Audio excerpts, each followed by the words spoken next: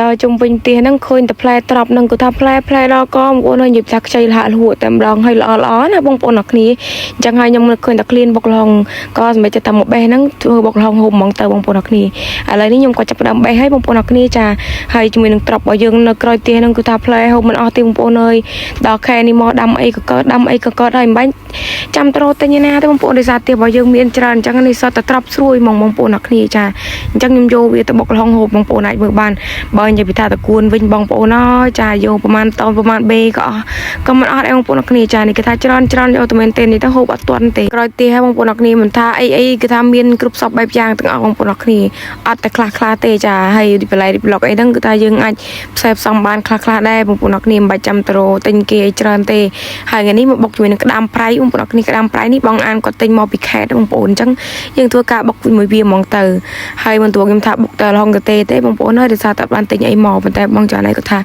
បងមានក្តាមបងចង់បុកលហុងហូបដែរអញ្ចឹងណាអញ្ចឹងគាត់ក៏យកក្តាមមកឲ្យខ្ញុំជួយបកអញ្ចឹងអីទៅបងប្អូនអរគ្នាហើយខ្ញុំម្នេះគឺថាចាប់ផ្ដើមមកជួយចិត្តលហុងចិត្តអីគាត់អញ្ចឹងណាបងប្អូនអរគ្នា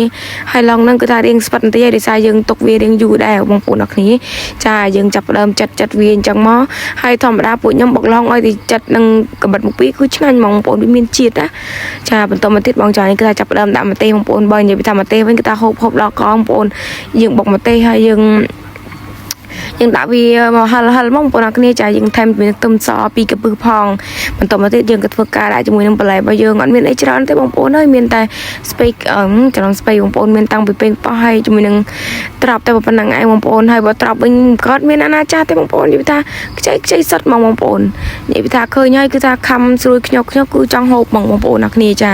បើសិនជាបងប្អូនអត់មានត្រប់ហូបអីនេះអាចមករកបេះនៅទីខ្ញុំបានសបូនណានិយាយមែនរងថ្ងៃបន្លែអីគឺថាមានគ្រប់សពអីបងប្អូនអរគ្នានៅឡើយតែសាច់នៅឡើយតែត្រីអីទេបងប្អូនយើងចាំបាច់ត្រូវទិញគេហូបចឹងណាបងប្អូនអរគ្នានិយាយទៅយើងមិនមានគ្រប់សពអីណាទេយើងបានខ្លះអីចឹងទៅ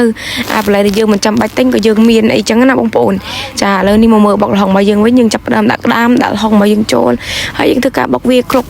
ទៅបងប្អូនអរគ្នាគាត់ថាបុកឲ្យគឺម្នាក់អង្គុយចាំនៅនឹងហ្មងអត់មានទៅតាណាទេជាពិសេសគឺថាខ្ញុំនឹងឯងអង្គុយថតអង្គុយអីនៅនឹងបងប្អូនយើងចាប់ផ្ដើមបុកវាអញ្ចឹងមកអូយនិយាយថាតំណងខ្លាំងមែនទែនតែម្ដងណាបងប្អូនអរគ្នា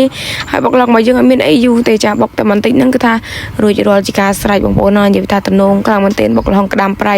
ជាមួយនឹងបន្លែធ្គួនបន្លែត្រប់ហើយជីនាងវងនៅក្រោយផ្ទះថ្មីស្រស់អញ្ចឹងទៀតនិយាយថាបងប្អូនហើយ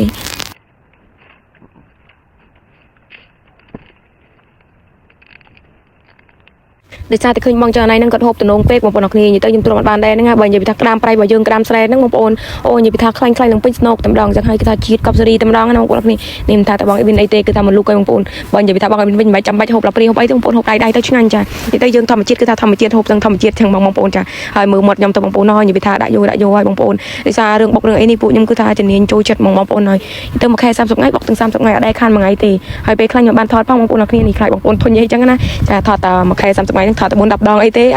បងប្អូនកុំធុញអីចាដោយសារពួកខ្ញុំគឺចូលចិត្តហើយញ៉ាំបុកញ៉ាំទេអញ្ចឹងគឺថាប្រហែលអត់បានទេបងប្អូនជាមួយនឹងស្បែកមុខនឹងហ្មងចាអញ្ចឹងខ្ញុំតែងតែប្រើប្រាស់ជាមួយនឹងសេរីជូនបុកអាសាដោយសារតែវាមានទូនាទីសម្រាប់មុខខ្ញុំបានល្អខ្លាំងមែនទែនហើយសម្រាប់បងប្អូនដែលគាត់អាសាញ៉ាំ